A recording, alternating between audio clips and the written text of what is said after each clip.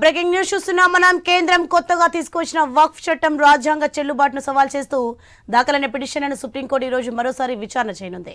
CJI justice Sanjiv Khanna, justice Sanjay Kumar, justice KV Viswanathan నేతృత్వంలోని ధర్మాసనం పిటిషన్లపై విచారించనుంది. వక్ఫ్ చట్టం 2025 రాజ్యాంగ బద్ధతను సవాల్ చేస్తూ దాఖలైన 72 పిటిషన్లు సుప్రీంకోర్టులో దాఖలయ్యాయి.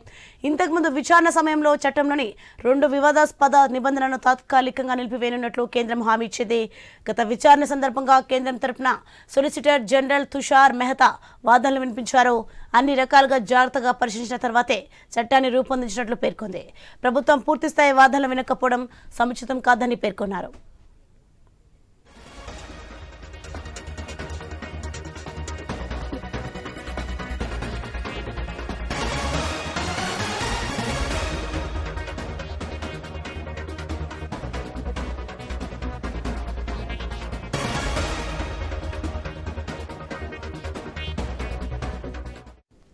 బ్రేకింగ్ న్యూస్ చూస్తున్నాం మనం. కేంద్రం కొత్తగా తీసుకొచ్చిన వక్ఫ్ చట్టం రాజ్యాంగ చెల్లుబాటును సవాల్ చేస్తూ దాఖలైన పిటిషన్లను సుప్రీంకోర్టు ఈ రోజు మరోసారి విచారణ చేయనుంది. CJI justice Sanjiv Khanna, justice Sanjay Kumar, justice KV Viswanathan నేతృత్వంలోని ధర్మాసనం పిటిషన్లపై విచారించనుంది. వక్ఫ్ చట్టం 2025 రాజ్యాంగ బద్ధతను సవాలు చేస్తూ దాఖలైన 72 పిటిషన్లు సుప్రీంకోర్టులో దాఖలయ్యాయి. ఇంతకుముందు విచారణ సమయంలో చట్టంలోని 2 వివాదాస్పద నిబంధనలను తాత్కాలికంగా నిలిపివేసినట్లు కేంద్రం హామీ ఇచ్చింది. రైట్, ఇది అంశానికి సంబంధించి మరింత సమాచారం మా ప్రతినిధి రామకృష్ణ ఢిల్లీ నుంచి ఫోన్ లైన్లో అందించే సిద్ధంగా ఉన్నారు. ఎస్ రామకృష్ణ.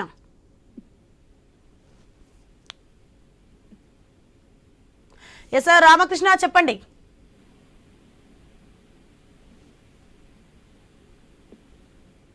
వక్ఫ్ చట్టం చట్టబద్ధతపై నేడు సుప్రీంకోర్టు విచారణ జరపడానికి తెలుస్తుంది. దీనికి సంబంధించి పూర్తి డీటెయిల్స్ ఏంటి?